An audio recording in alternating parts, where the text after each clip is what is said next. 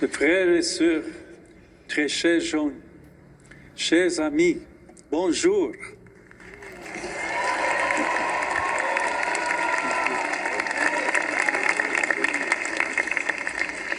Je suis heureux d'être ici avec vous.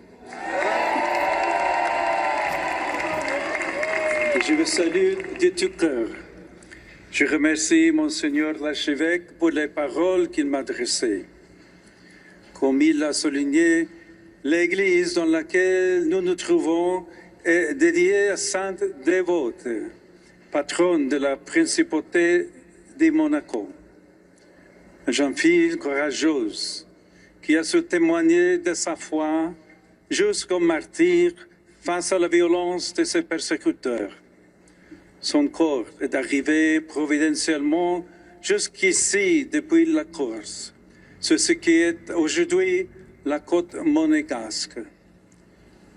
Il voulait l'anéantir, effacer tout souvenir d'elle, mais au contraire, son sacrifice apportait encore plus loin le message de paix et d'amour de l'Évangile. Cela nous fait réfléchir au fait que le bien est plus fort que le mal, même lorsque, parfois, il semble dans l'immédiat avoir du dessous. Mais ce n'est pas tout. Cela nous rappelle aussi que le témoignage de la foi est une sémence qui peut attendre et féconder des cœurs et des lieux éloignés, bien au-delà de nos propres attentes et possibilités. Dans cette église, la mémoire de Saint Carlo Acutis, notre jeune épris de Jésus, se joint récemment à celle de la Sainte Martyre dévote. Il est resté fidèle à son amitié avec le Christ jusqu'à la fin, en des temps et des circonstances très différentes, dans la charité, dans l'apostolat sur le web, dont il est vénéré comme patron, et enfin dans la maladie. Très chers jeunes, ces deux saints nous encouragent et nous poussent à l'imiter. Aujourd'hui encore, comme cela a été rappelé, la foi rencontre des défis et des obstacles, mais rien ne peut en ternir la beauté et la vérité. Les hommes et les femmes de tous âges qui, de plus en plus nombreux, désirent connaître le Seigneur et demandent le baptême en témoignent. Vous avez parlé de tout cela dans vos témoignages.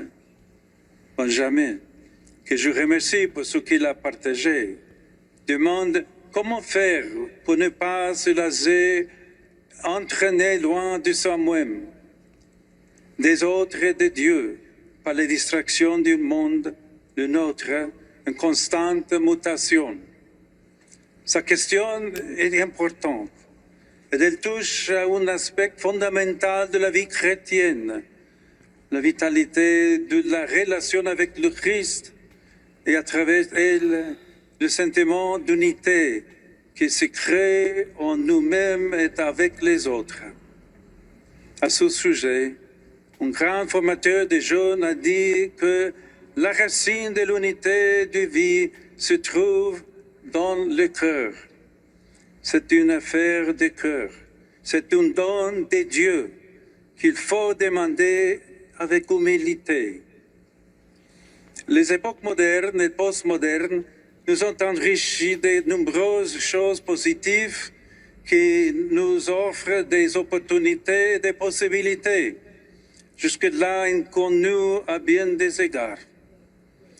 Du domaine culturel à celui de la médecine et de la santé, du domaine technique à celui de la communication.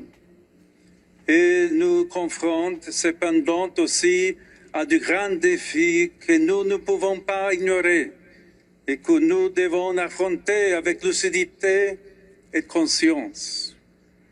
Comme l'a dit Benjamin, nous vivons dans un monde qui semble toujours pressé, avide de nouveautés, qui cultive une fluidité sans attache, marquée par un besoin presque compulsif de changement constant dans les modes, l'apparence, les relations, les idées, et même dans les dimensions de la personne qui constitue son identité même.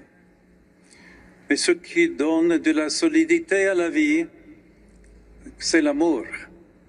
L'expérience fondamentale de l'amour de Dieu avant tout, puis par ricochet, l'expérience éclairante et sacrée de l'amour mutuel. Si d'un côté, ça me demande d'être ouvert à la croissance et donc au changement, cela exige, d'un autre côté, de la fidélité, de la constance et une disposition au sacrifice quotidien.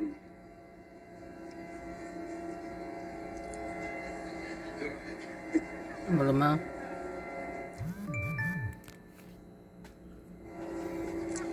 C'est sûrement de cette manière que l'inquiétude trouve la paix. Nous aussi, désirons la paix.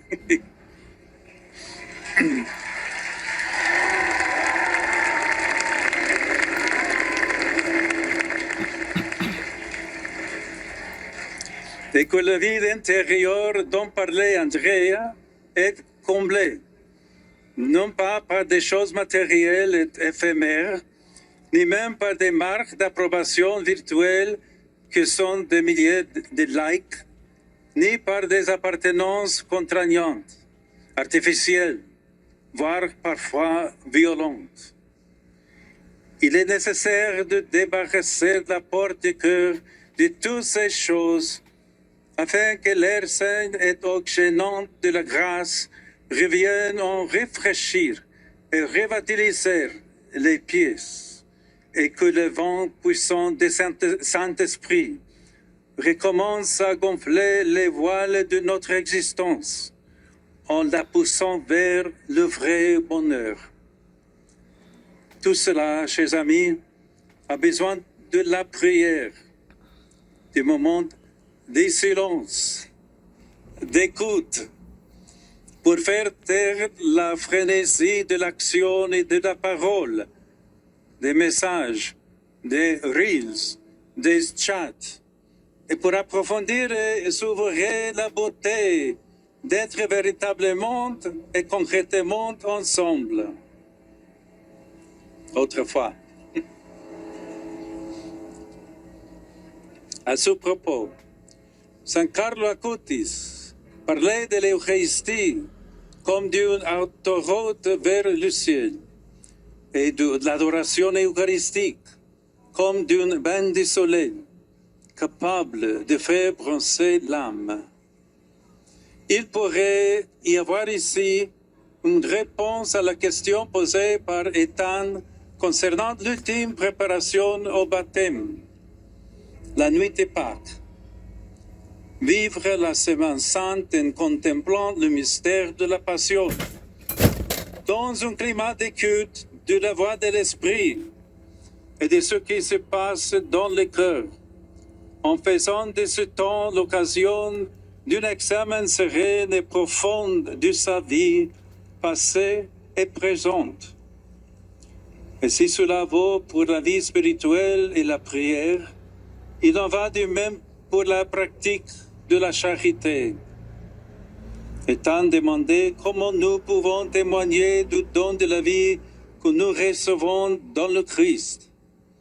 Et Sophie demandait comment être des témoins d'espérance pour ceux qui, marqués par la souffrance, risquent de perdre la lumière et le réconfort de la foi. Face au défi, Jésus nous a recommandé: ne nous inquiétez pas de savoir ce que vous direz, ni comment vous le direz. Ce n'est pas vous qui parlez, mais c'est l'Esprit de votre Père qui parle en vous. Il faisait référence aux persécutions endurées pour l'Évangile. Mais nous pouvons appliquer ces paroles à toutes les circonstances où la charité nous demande d'affronter une épreuve importante pour nous-mêmes et pour les autres. Les paroles et les gestes de témoignage et d'espérance ne s'improvisent pas et nous ne les donnons pas de nous-mêmes. Ils viennent d'une relation profonde avec Dieu, dans laquelle nous trouvons les réponses fondamentales de la vie. Si le canal de son action est ouvert en nous, il y a réciprocité. Alors nous faisons de cette relation d'amour un don commun et partagé. Et nous pouvons avoir confiance que les paroles justes et la force nécessaire pour agir viendront au moment opportun. On peut interpréter en ce sens cette phrase magnifique, mais parfois mal comprise, de Saint Augustin. Aime et fais ce que tu veux. Aime, c'est-à-dire sois proche, ne t'éloigne pas. Même lorsque tu ne peux pas résoudre tous les problèmes ni régler toutes les difficultés. Reste avec amour et avec foi. Monaco est un pays magnifique, mais c'est toi qui en apporte la véritable beauté. Quand tu sais regarder dans les yeux ceux qui souffrent ou ceux qui se sentent invisibles dans les lumières de la ville. C'est ainsi que Saint Dévote a trouvé la force de donner sa vie jusqu'au bout. Et c'est ainsi que Saint Carlo Acutis a vécu son chemin de sainteté, laissant ainsi l'âge de lumière même dans le monde du web. Chers jeunes, n'ayez pas plutôt donné votre temps, vos énergies à Dieu et à vos frères. De vous dépenser sans compter pour le Seigneur et pour les autres. C'est ainsi seulement que vous trouverez une saveur toujours nouvelle et un sens toujours plus profond dans la vie. Le monde a besoin de votre témoignage pour surmonter les dérives de notre époque et en affronter les défis. Et surtout, pour redécouvrir la douce saveur de l'amour de Dieu et du prochain. À vous, Jean catéchumène, qui vous préparez au baptême, et à vous qui avez déjà reçu ce don de grâce, j'adresse mes vœux les plus chaleureux. Puissiez-vous vivre dans le Christ une vie pleine et authentique. Puissiez-vous être pour le bien de tous dans la foi, l'espérance, la justice et la charité des artisans de paix. Vous êtes le visage jeune de cette Église et de cet État. Monaco est un petit pays, mais il peut être un grand laboratoire de solidarité, une fenêtre d'espérance. Portez l'Évangile dans vos choix professionnels, dans votre engagement social et politique, pour donner la parole à ceux qui n'en ont pas, en diffusant la culture de l'attention aux autres. Vivez tout comme une mission et faites de toutes choses un don à Dieu, qui vous voue les uns pour les autres amis dans le Christ et fidèles compagnons de route. Je veux confier à l'intercession de Marie notre Mère, de Sainte Dévote et de Saint Carlo Acutis, et je vous donne de tout cœur ma bénédiction. Sainte Dévote, priez pour nous. Sainte Dévote, toujours, Sainte Dévote, toujours avec nous.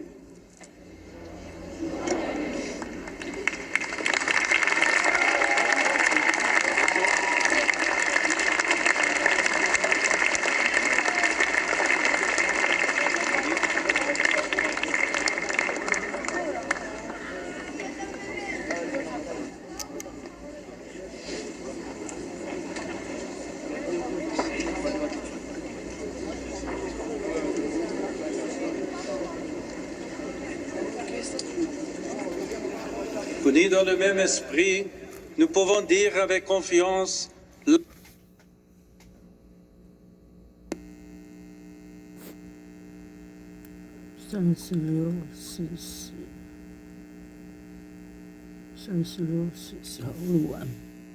prière que nous avons reçue du Sauveur. Notre Père qui es aux cieux, que ton nom soit sanctifié, que ton règne vienne, que ta volonté soit faite sur la terre comme au ciel. Donne-nous aujourd'hui notre pain de ce jour. Pardonne-nous nos offenses, comme nous pardonnons aussi à ceux qui nous ont offensés. Et ne nous laisse pas entrer en tentation, et délivre-nous du mal. Le Seigneur soit avec vous. Que le nom du Seigneur soit béni. Maintenant et toujours. Notre secours est dans le nom du Seigneur. Qui a fait le ciel et la terre. Que Dieu Tout-Puissant vous bénisse, le Père et le Fils et le Saint-Esprit. Amen.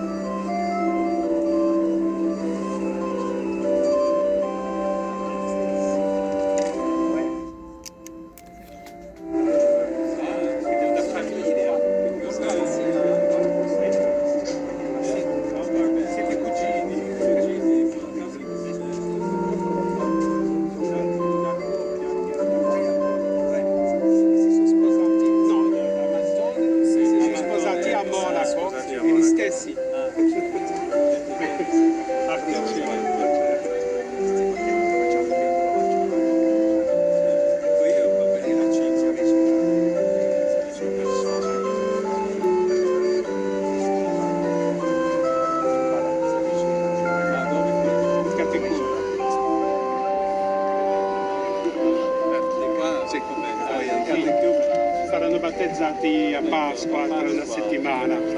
Auguri.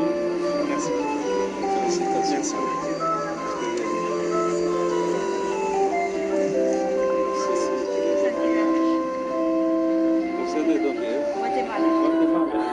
Mucho gusto.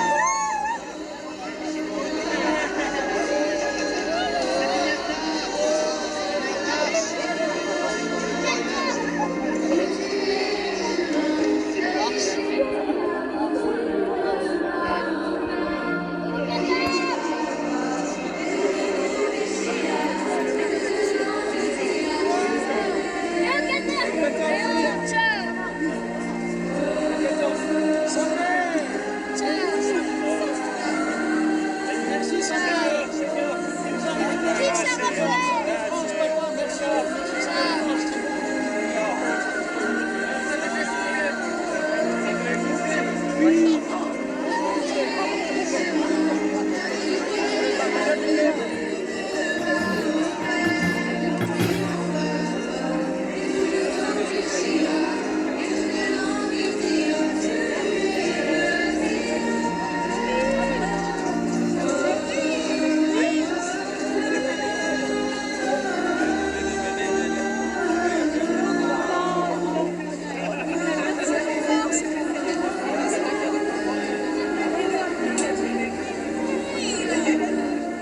bless you. Mesdames et messieurs, et surtout, chers jeunes, je vais vous proposer quelque chose de simple pour commencer avant de sortir. Prenez une seconde, juste une seconde, regardez autour de vous, regardez le visage à côté de vous et essayez de réaliser ce qui vient de se passer. Parce que très souvent, nous vivons des moments forts et nous passons immédiatement dessus. Mais celui-ci mérite qu'on s'arrête. Ce que nous venons de vivre n'est pas simplement un événement, ce n'est pas seulement une visite, c'est une rencontre, une vraie. Et permettez-moi de le dire avec justesse, si le Saint-Père est venu aujourd'hui à Monaco, ce n'est pas seulement pour la principauté, ce n'est pas seulement pour une visite officielle, c'est pour rencontrer un peuple, rencontrer une communauté. 我切一下好了，太长了。